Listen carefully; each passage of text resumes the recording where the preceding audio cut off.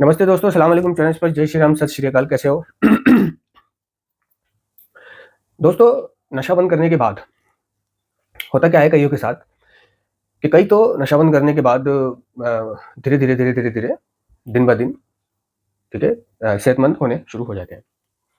कई ऐसे होते हैं कि नशा बंद करने के बाद अ, उनको भूख ही नहीं लग रही, उनका कुछ मन ही नहीं कर रहा, उन्हें कुछ अच्छा ही नहीं लग रहा। वो कमज़ोर थे और कमज़ोर ही रह जाते हैं, सेहत नहीं बनती। सेहत ना बनने की वजह होती है कि खाना-पीना, है ना? खाना नहीं खाया जा रहा, समय पे नहीं खा रहा, समय पे नहीं सो रहा, समय पे नहीं उठ रहा, ठीक है? सोचता बहुत है, टेंशन बहुत लेता है, दिक्कतें बहुत है। किसी भी चीज़ को लेकर सोच रहा है, जैसे नपुंसकता को लेकर सोच रहा है, कई नशेड़ी अपनी मर्दाना ताकत के बारे में चिंतित होते हैं कि मैं नामर्द हूँ, मैं संभोग की क्रिया को ठीक से अंजाम नहीं दे सकता या मेरा स्टेट नहीं होता, मेरी शादी होगी तो मैं क्या करूँगा? तो साइड से वो अपने दूसरे तरीके अपनाने लग जाते हैं। साधु, वैद्य, हकीम, डॉक्टर्स इलाज करने शुरू कर देते हैं। टेंशन में होते हैं कि क्या होगा?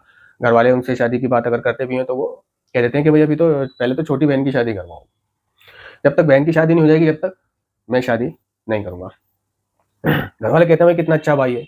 कोई सुन रहा होता है तो वो भी ये कहता है हाँ जी कितना अच्छा भाई है ना? लेकिन असली वजह ये होती है कि वो इसलिए भी मना कर रहा होता है कि किस तरह मना करूँ फिर अपने घरवालों से कि मैं शादी करूँगा ही नहीं। नहीं, क्यों नहीं करेगा भाई? उससे पूछा जाएगा कि भाई अभी मैं वेल सेटल हो जाऊँ, पहले छोटी बहन की शादी हो जाए, कुछ काम हो जाए, धंधा हो जाए। चलो वो वेल सेटल हो गया, छोटी बहन की शादी भी हो गई, काम भी हो गया, धंधा भी हो गया, उम्र भी काफ़ी उसकी हो गई और अब क्या करेगा? अब क्या बतौला देगा वो शादी ना करवाने को लेकर? क्योंकि ये बतौला कब तक चलेगा? ऐसे ही कि मैं नशा नहीं करता, मैंने नशा छोड़ रहा हूँ, हाँ, मैं नहीं करता, आज मैंने नहीं किया, मैंने छोड़ दिया है, तो ये बतौला भी कब तक चलता है? ठीक है ना? नहीं चलता है। इसी तरह अगर कोई प्रेग्नेंट हो जाए लेडीज़, तो वो कब तक छुपा लेगी? कब तक छुपा लेगी दूसरों से कि मैं प्रेग्नेंट नहीं हूँ, ठीक है ना? एक दिन तो लोगों के सामने आएगा। और कई किसी परेशानी को लेकर कोई प्रॉपर्टी, बैंक, माल, ज़मीन, जायदाद, है ना? कोई लड़की को लेकर परेशान है, कोई लौंडेबाज़ है तो लौंडे को लेकर परेशान है। लौंडेबाज़ी की चिंता उसको बहुत हो रही है। उसका जो लौंडा था, वो चला गया, भाग गया, धोखा दे गया, दूर है, उसे उसकी याद आ रही है, तड़प रहा है वो उसकी याद में। कोई माशूका की याद में तड़प रहा है, कोई प्रेमिका की याद में तड़प रहा है। किसी को किसी छिनाल से लव हो गया, किसी छिनाल से लगाव हो गया, है ना? वो उसकी वजह से ना खा रहा है, ना पी रहा है, दिक्कत ले रहा है, ठीक है ना? किसी को किस वजह से हो गया, किसी को किस वजह से वो टेंशन में रहने का मतलब है, टेंशन में रहने का मतलब है कि आप ठीक से खाना नहीं खाओगे, ठीक से पानी नहीं पियोगे, ठीक से सोओगे नहीं, अधूरा सोओगे, अधूरा उठोगे, अधूरा जियोगे, नाखुश रहोगे, असंतुष्ट रहोगे। दूसरे, आपने नशा बंद करा है, बहुत बढ़िया वाले आप नशेड़ी रह चुके थे, बहुत बढ़िया वाले नशीले पदार्थों का आप सेवन कर चुके थे। ऐसे नशीले पदार्थ जिनके ऊपर अब कोई नशा है ही नहीं, जैसे कि स्मैक के इंजेक्शंस एविल में मिलाकर, यानी स्मैक के इंजेक्शन किसी इंजेक्टेबल ड्रग में मिलाकर नस के अंदर इंजेक्ट करना, ये नशा, इस नशे के ऊपर फिर कोई नशा नहीं होता। इंजेक्शनों के नशे के बाद ऊपर फिर ऐसा कौन सा नशा है जो इंजेक्शनों से भी ज़्यादा खतरनाक होगा? और इंजेक्शन का नशा भी वो खतरनाक है कि जिसमें आप स्मैक, कोई ड्रग, है ना? स्मैक मान लो, वो मिलाकर, एविल में मिलाकर नस में ले रहे हो, ब्लड के अंदर। वो नहीं है कि आप उसमें स्मैक नहीं मिला रहे, हेरोइन नहीं मिला रहे और आप सिर्फ़ कुछ और मिलाकर, ठीक है ना? एक डिस्ट्रिक्ट वाटर ले रहे हो आप, नॉर्फिन ले रहे हो, सुन्न करने की दवा ले रहे हो और दर्द रोकने की दवा ले रहे हो, सिर्फ़ नॉर्फिन वगैरह का इंजेक्शन लगाते हो सिर्फ़, तो वो इतना हेवी नशा नहीं है। अगर आप उस दवा के अंदर, इंजेक्टेबल ड्रग के अंदर अगर आप स्मैक मिला करके लेते हो, तो वो हेवी नशा होता है, उसके ऊपर कोई नशा नहीं होता है। ये मेरा मानना है। ऐसा नशा करके आपने नशा छोड़ा है तो आपसे छोड़ा तो जा नहीं रहा, लेकिन आप छोड़ने की पूरी कोशिश कर रहे हो। ऐसे में आपको नींद नहीं आ रही है, ठीक से खाया नहीं जा रहा है, समय नहीं गुज़र रहा है, आपकी सेहत बहुत कमज़ोर है, आपके हाथ-पैर कमज़ोर हैं, आपका पेट बहुत कमज़ोर है, आपको टॉयलेट कम आता है, खुल के नहीं आता है, रह जाता है अंदर। क्यों रहेगा टॉयलेट? क्यों खुल के टॉयलेट नहीं आएगा? क्योंकि खा ही नहीं रहा। ऊपर से प्रेशर ही नहीं बनता, तो नीचे धक्का ही नहीं लगता, ठीक है? घर से अगर थोड़ा-सा खा के निकल जाओ, चलो सफ़र तय करो, किसी सफ़र पे निकल जाओ, तो सफ़र पे जाने के बाद, या तो सफ़र के दौरान रास्ते में, या मंज़िल पे पहुँचने के बाद भूख सी लगती है थोड़ी-सी। तो ये भूख इसलिए लगती है क्योंकि थोड़ा-सा चला है बंदा, फिरा है। थोड़ा-सा क्या है, उसका माइंड उसकी जो परेशानियों की तरफ था, है ना? वो वहाँ से हट के उस सफ़र पे बस में बैठा है तो नज़ारों को देख रहा है, ठीक है, या गाने सुन रहा है रील लगाकर, उस पर ध्यान बँट गया है उसका और चला फिरा है, थोड़ा एक वर्कआउट करा है उसने जिससे उसको भूख लगती है, थोड़ा-सा वो खा लेता है। तो जिस किसी समस्या के भी चलते वो जो नशेड़ी कमज़ोर रह जाते हैं, शारीरिक तौर पर। लेकिन ये ज़रूरी नहीं है कि जो शारीरिक तौर पर कमज़ोर रह गया है, वो मानसिक तौर पर भी कमज़ोर हो। नार्कोटिक्स एनोनिमस का कार्यक्रम कहता है कि भले ही हम सारे एडिक्ट बुनियादी तौर पर एक जैसे होते हों, लेकिन व्यक्तिगत तौर पर बीमारी की मात्रा और रिकवरी की रफ्तार में एक दूसरे से अलग होते हैं। ज़रूरी नहीं है कि जो सेहतमंद हो रहा है नशा छोड़ने के बाद, वो मानसिक से भी स्ट्रॉन्ग हो रहा है। ज़रूरी नहीं है जो मानसिक से स्ट्रॉन्ग हो रहा है, वो शरीर से भी स्ट्रॉन्ग हो रहा है। नहीं, हो सकता है कि जो मानसिक से स्ट्रॉन्ग हो रहा है, वो शरीर से स्ट्रॉन्ग ना हो, जो शरीर से स्ट्रॉन्ग हो, वो मानसिक से स्ट्रॉन्ग ना हो। तो ये कोई लिखा-पढ़ी पे रजिस्टर बात नहीं है, क्योंकि ये आपके नशा करने पर आधारित होता है कि आपने निर्भर करता है कि आपने कैसा नशा किया, कितना किया और कैसे छोड़ा। उस हिसाब से आपको आपकी रिकवरी में विथड्रॉल होते हैं। तो कई ऐसे होते हैं कि नशा छोड़ने पर सेहतमंद हो गए, घर पर आए, है ना? उनके कपड़े आ ही नहीं रहे, टाइट आ रहे हैं। उन्होंने दूसरे कपड़े खरीदे या दूसरे कपड़े सिलवाए और पहन-पुहन के जूते-वूते घरवाले भी खुश हैं और लेटबाजी दिखा रहे हैं और लड़कियों को दिखा रहे हैं क्योंकि सेहत बन जाती है जब नशेड़ी की तो वो थोड़ा लेटबाजी दिखाता है, लड़कियों को शो कराने की कोशिश करता है कि देखो, मुझे देखो। सामने आने की कोशिश करता है किसी शादी-ब्याह पार्टी में शेव वेव बनाकर, बाल-वाल कंघा-वंघा काटकर, जूते-वूते टिप-टॉप पहनकर, खास तौर से उसके आगे आने की कोशिश करेगा कि जिसकी नज़रों में वो पहले बहुत कमज़ोर रहा था। कि देखो मुझे, उसका मन करता है कि मैं लोगों को अब अपना सुधरा हुआ रूप सेहत दिखाऊँ, है ना? और भागूँ दौड़ूँ, लेटबाज़ी करना, राह चलते को परेशान करना। और जिन लोगों की सेहत नहीं बनी है, कमज़ोर रह गए हैं, तो ये बेचारे क्या करें? जो शारीरिक तौर पर कमज़ोर रह गए हैं, ये तो किसी शादी में भी नहीं जा सकते, किसी पार्टी, उत्सव, फंक्शन, है ना? सेलिब्रेशन जैसे कोई समाज बिरादरी में है, गाँव में, देहात में नहीं जाते, क्यों? ये कमज़ोर हैं, सिर्फ़ ये अपनी कमज़ोरी की वजह से समाज में घुल-मिलते नहीं हैं, कमज़ोर बदन है। इनके पैटर्न अलग हैं, ये रातों को जागते हैं, ये दिन में सोते हैं, ये कब टॉयलेट जाते हैं, कब खाते हैं, कब पीते हैं, कब उठते हैं, कब तैयार होते हैं, कब इनका मूड होता है। तो ये समाज से बिल्कुल बहुत अलग होते हैं। इनको मालूम है कि अगर ये समाज में जाएँगे, शादी में जाएँगे, बिरादरी में जाएँगे, तो वहाँ पर सब लोग 9 बजे तक, 10 बजे तक, ज़्यादा से ज़्यादा 11 बजे तक, 12 बजे तक सब सो जाएँगे, 1 बजे तक सो जाएँगे। मैं नहीं सो पाऊँगा, ठीक है? जब सुबह सबके सो के उठने का वक़्त हो रहा होगा, तो मुझे थोड़ी-सी सुरूर आ रहा होगा सोने का, नींद का। तो सब उठ चुके होंगे, उठ रहे होंगे, उठ के नहा धो रहे होंगे, चाय-पानी कर रहे होंगे और उस वक़्त मुझे नींद आ रही होगी, तो मैं सोऊँगा कैसे? उनके सामने झंड हो जाएगी कि ये रात भर सोया है, अब दिन भर सो रहा है। उनको क्या पता कि ये रात भर नहीं सोया है, क्योंकि बिस्तर पे तो वो ऐसे लेटा रहा ना, जैसे किसी को पता ही नहीं है कि सो रहा है या जाग रहा है। ना ही लोग उसकी खबर रखते कि भई ये बिस्तर पे पड़ा हुआ जाग रहा है। आँखें बंद करके सोने की कोशिश कर रहा है, प्रार्थना कर रहा है, दुआ कर रहा है, मालिक नींद आ जाए, सोच रहा है लेकिन टेंशन है, दिमाग चल रहा है। यानी अर्ली टाइम में ज़्यादातर तगड़े वाले नशेड़ियों का दिमाग चलता है, शांत नहीं होता। और ये जो दिमाग चलता है, उसके चलते वो रात भर सो नहीं पाते हैं। अब वो सोचते हैं कि यार किसी शादी-ब्याह पार्टी या बिरादरी में जाऊँगा, तो मुझे तो सुबह को नींद आएगी और मैं सुबह सोऊँगा, तो उनकी नज़रों में क्या रहेगी? वो सोचेंगे कि रात भर भी सोया है, दिन भर भी सो रहा है, ये तो लड़का ठीक नहीं है। या रात भर नहीं भी सोया है, तो ये तो हो गई कि भाई दिन में सोता ही है। ठीक है ना? उनकी नज़रों में उसकी छवि और खराब होगी। ना ही वे इतने लोगों के बीच शांति से सो पाएगा बेफ़िक्र होकर, क्योंकि उसको मालूम है लोग बोल रहे होंगे, चेचे-पेपे भी कर रहे होंगे, उधर से गुज़रेंगे भी। अगर मैं सो भी गया तो मेरी आँख खुल जाएगी और एक बार आँख खुल गई तो मारे शर्म के फिर मैं सोऊँगा ही नहीं, मेरी नींद पूरी नहीं रहेगी, तो मैं बुझा-बुझा सा रहूँगा, मेरी आँखें लाल रहेंगी, सुस्त सा रहूँगा। तो लोग मुझे कह देंगे, "भई ये तो बहुत सुस्त सा है, ये कौन है लड़का? इसलिए तो सुस्त है बहुत क्या ये नशा-वशा करता है कि इसकी आँखें लाल हो रही हैं?" नहीं, नशा तो करता नहीं है, नशा तो इसने छोड़ दिया है। छोड़ दिया है? तो जब उनको पता चलेगा कि इसने नशा छोड़ दिया है, तो वो ये सोचेंगे आँखों से, आँखें देखकर कि इसने नशा घंटा छोड़ा, छोड़ा नहीं है, करता है ये, आँखें देखो ना उसकी मोटी हो रही है। देखो ना कैसा सुस्त रहता है ये, ठीक है? फिर चाहे वो आप किसी शादी-बिरादरी में हो, सेलिब्रेशन में हो, उत्सव में या जॉब पर हो, काम पर हो, कहीं पर भी हो, वे लोग आपको आपकी आँखों से और सुस्ती देखकर ये नहीं सोचेंगे ये नहीं सोचेंगे कि ये आपकी प्रॉब्लम है। आपकी आँखें या आप सुस्त जो हो रहे हो, ये एक आप बीमारी की वजह से हो, ठीक है ना? आप एक प्रॉब्लम की वजह से हो, वो ये सोचेंगे जब उन्हें पता चलेगा कि ये नशा करता था, तो ये देखेंगे कि अब भी करता है, सुस्त रहता है और आँखें लाल है।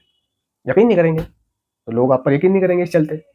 नशेड़ी और फिर वो गाँव देहात में वो लड़कियाँ, ठीक है ना, लड़कियाँ सूखा बदन देखेंगी, कमज़ोर बदन देखेंगी, हँसती हैं बहुत सी, ऐसे करके चली जाती हैं। तो ये चीज़ भी उसको गवारा नहीं करती है ना? और इन चीज़ों के चलते वो समाज में, बिरादरी में या किसी फंक्शन वगैरह में हिस्सा नहीं लेता है। दूसरे लोग उससे ये पूछते हैं कि भाई कर रहा है, छोड़ दिया है?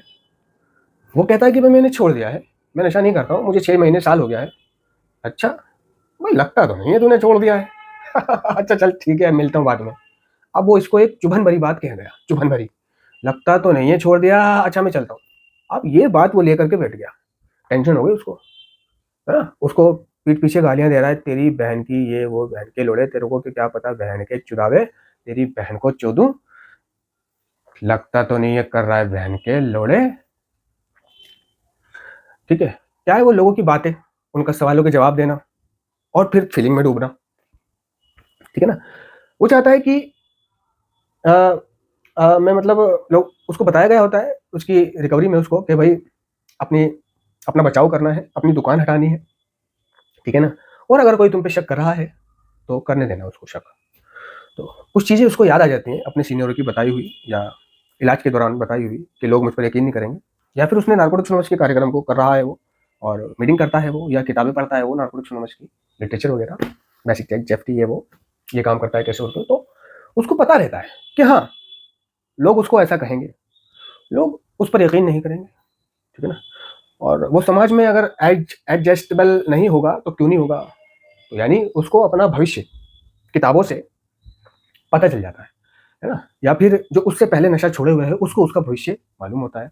जो अब नशा छोड़ रहा है उसको छोड़े हुए व्यक्ति को उसका भविष्य मालूम होता है कि इसके साथ क्या होगा, क्या-क्या हो सकता है, कैसे-कैसे हो सकता है और क्या-क्या करना है। तो अगर वो धीरज ना रखे अपनी रिकवरी में, जो कमज़ोर है, तो लोग उसको, लोगों के ये ताने, लोगों की ये बातें, उसका ये पतला-दुबलापन, उसकी ये शर्मिंदगी, झिझक, ठीक है ना? कम खाना, नींद ना आना, वापिस नशा करवा दे, वापिस नशा करवा दे।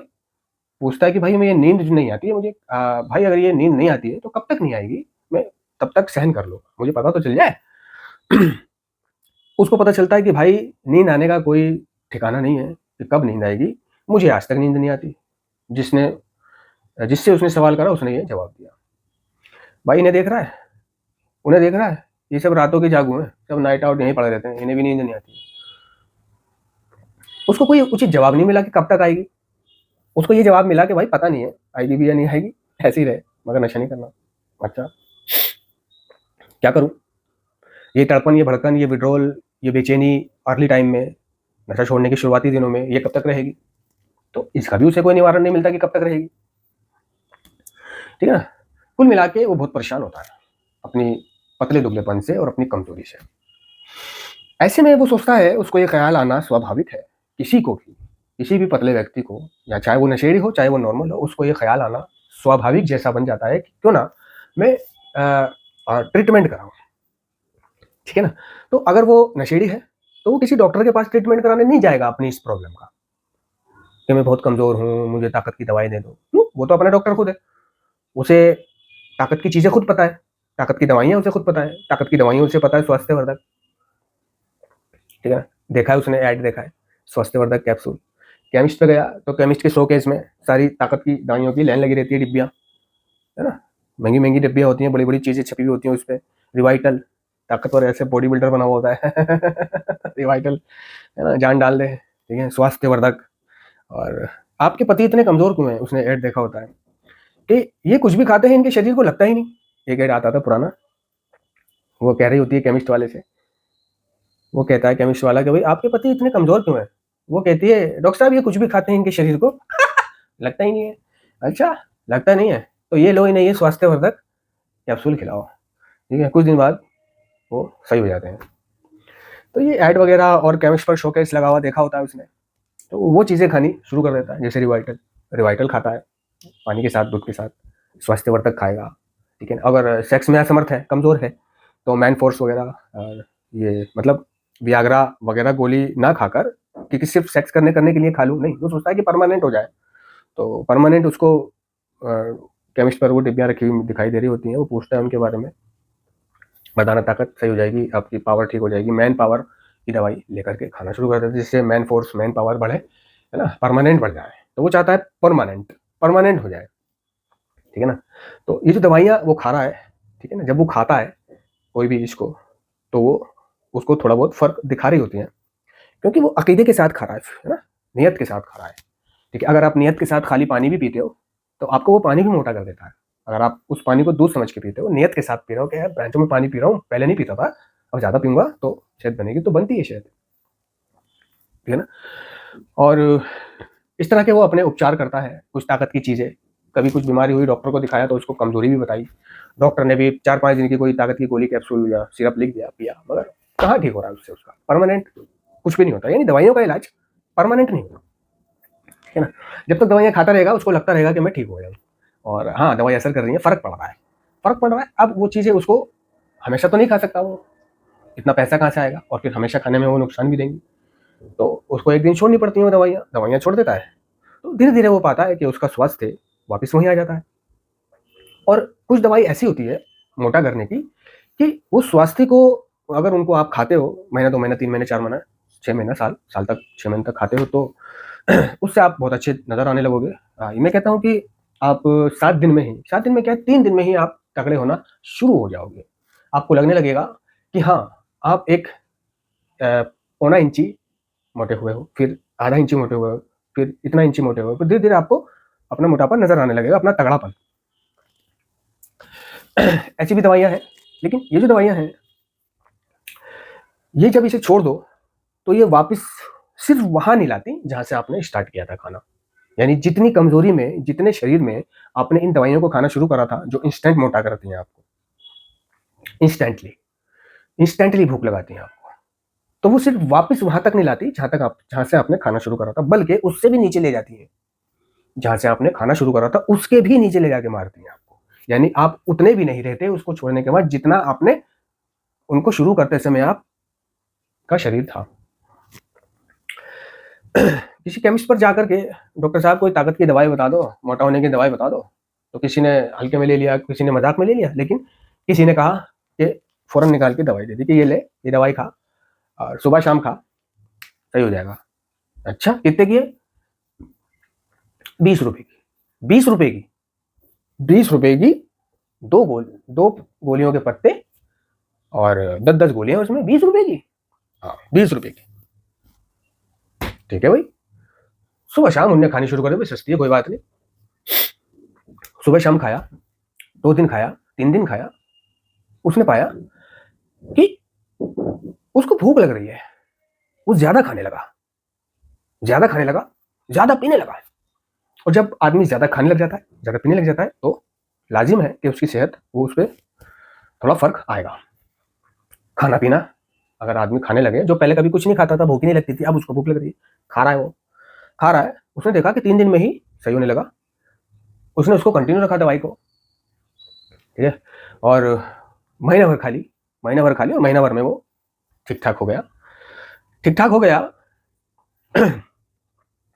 अब उसने वो सोचा कि भाई छोड़ दूं, क्योंकि हर किसी को ये पता होता है कि दवाई चाहे कोई सी भी हो, उसको हमेशा नहीं खाना चाहिए, वो नुकसान देती है, कि इसको 1 महीना खा लो, देने वाले ने भी यही बताई थी, और उसके बाद धीरे धीरे करके इसकी डोज कम कर देना, अगले महीने सिर्फ 1 टाइम खाना, इस तरह फिर अगले महीने बिल्कुल खत्म कर देना। उसने वैसा करना चाहा, तो 1 दिन तक तो ठीक रहा, लेकिन अगले दिन वो पाएगा कि उसकी तबीयत खराब होने लगी, अगले दिन वो पाएगा कि उसकी तबीयत खराब हो रही है, बुखार आ गया, कुछ और हो गया, या कुछ वो डिप्रेशन में चला गया, मतलब सूखने लगा, मतलब एकदम से तो नहीं सूखेगा, पहले कोई बीमारी का सबब बनेगा, डॉक्टर के पास जाएगा, डॉक्टर दवाई देगा, उसको लगेगा कि मुझे बुखार चल रहा है, तो ये बुखार जो है थोड़ा हैवी बुखार है, और वो 3-4 दिन के बुखार में बहुत हार जाएगा, जो भी वो फूला था वो डैमेज हो जाएगा।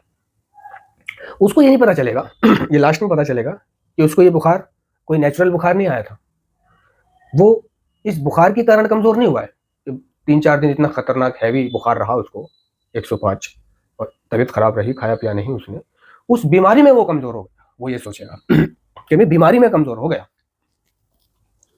क्यों? उसे बताया ही नहीं दवाई देने वाले ने कि ऐसा तेरे साथ होगा, जब तू छोड़ेगा तो ऐसा हो सकता है, ये तुझे इंस्टेंट तो मोटा कर देंगी, लेकिन जब तू इन्हें छोड़ेगा तो छोड़ने नहीं देंगी तुझे, तुझे ये वापस वहीं ले आएंगी। उसने बताया नहीं था।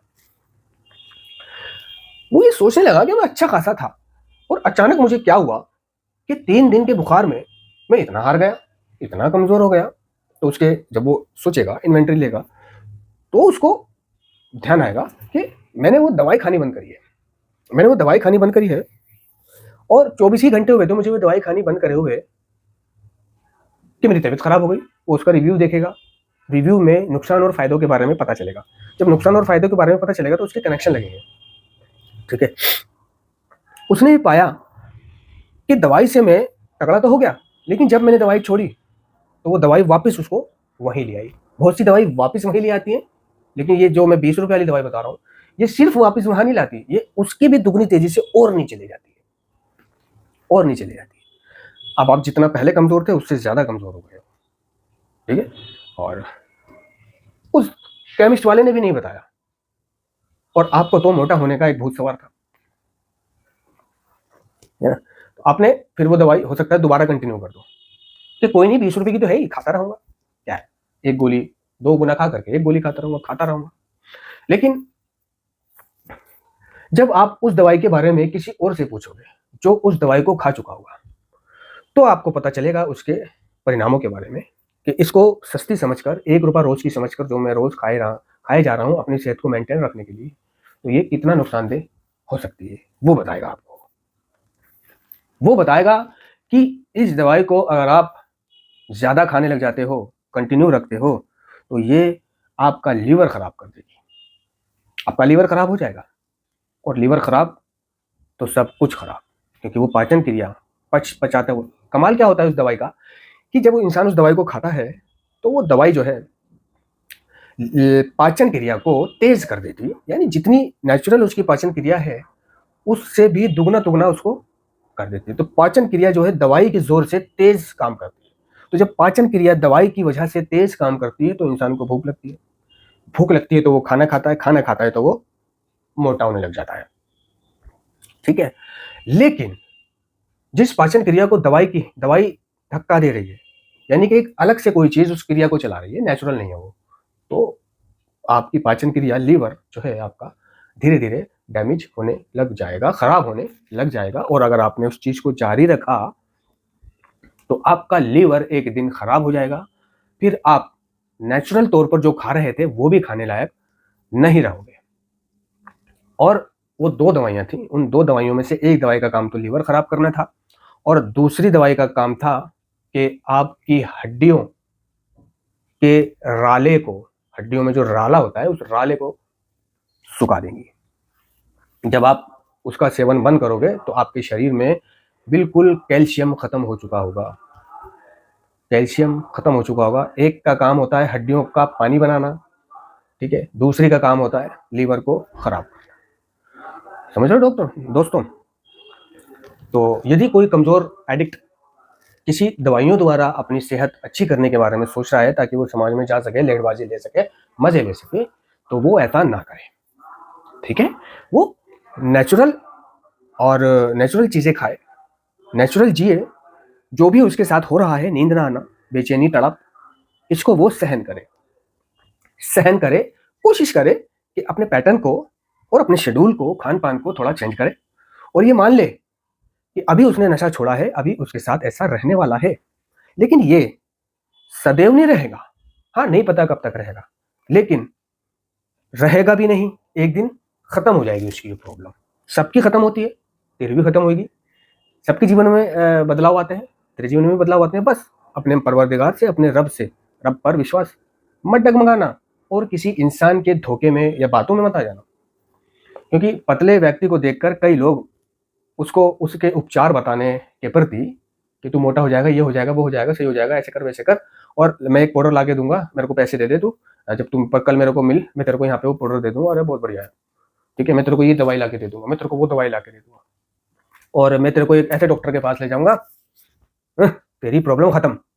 ठीक है, डॉक्टर और उसकी सांठगांठ होती है कि मैं एक पेशेंट लाऊंगा, डॉक्टर साहब ऐसे ऐसे, या नहीं भी होती है तो वो डॉक्टर की नजरों में नंबर बनाने के लिए, ये देखो मैं तुम्हारे लिए पेशेंट लाया हूं, आपका इस्तेमाल करेंगे।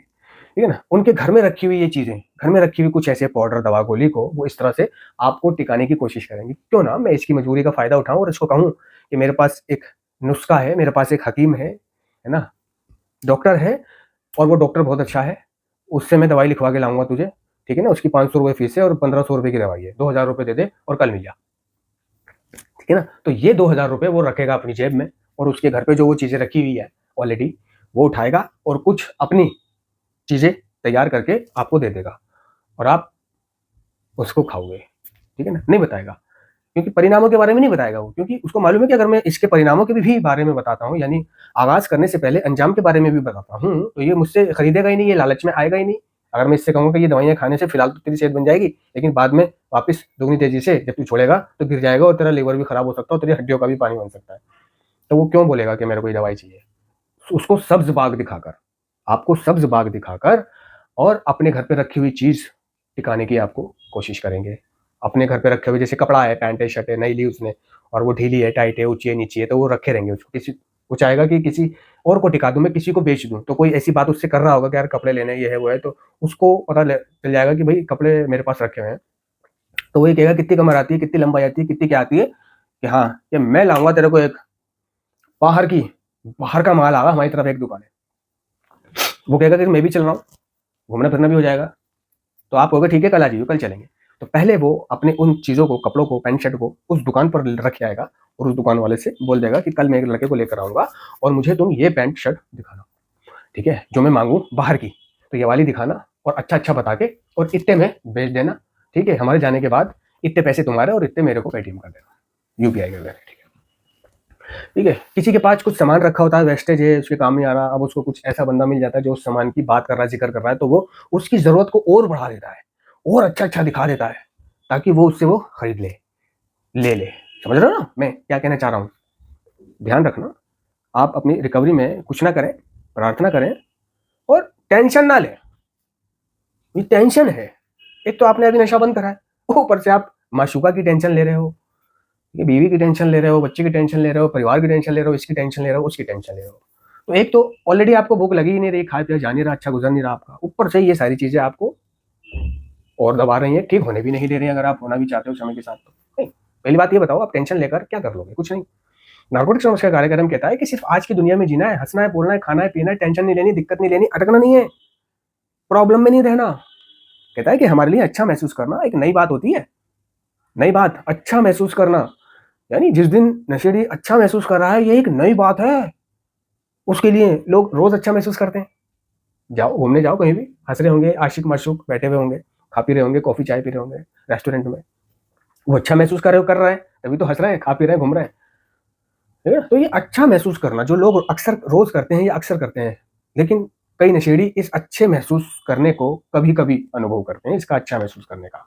कई नशेड़ी महीने में 1 बार अनुभव करते हैं अच्छा महसूस का। कई नशेड़ियों को महीने में 1 बार उसकी नींद पूरी होती है, 1 बार वो अच्छा महसूस कर रहा होता है। कई नशेड़ियों को 2 महीने में 1 दिन आता है, जिस दिन वो अच्छा महसूस करता है। कई नशेड़ियों को 6 महीने में 1 दिन आता है, जब वो अच्छा महसूस करता है। कई नशेड़ियों को कब अच्छा महसूस करने का दिन आता है, कइयों को कब अच्छा महसूस करने का दिन आता है, तो ये अच्छा महसूस करना हमारे लिए एक नई बात होती है, नई बात। और ये जिस दिन हम अच्छा महसूस कर रहे होते हैं, वो दिन हमारा ईद और दिवाली होता है। धन्यवाद।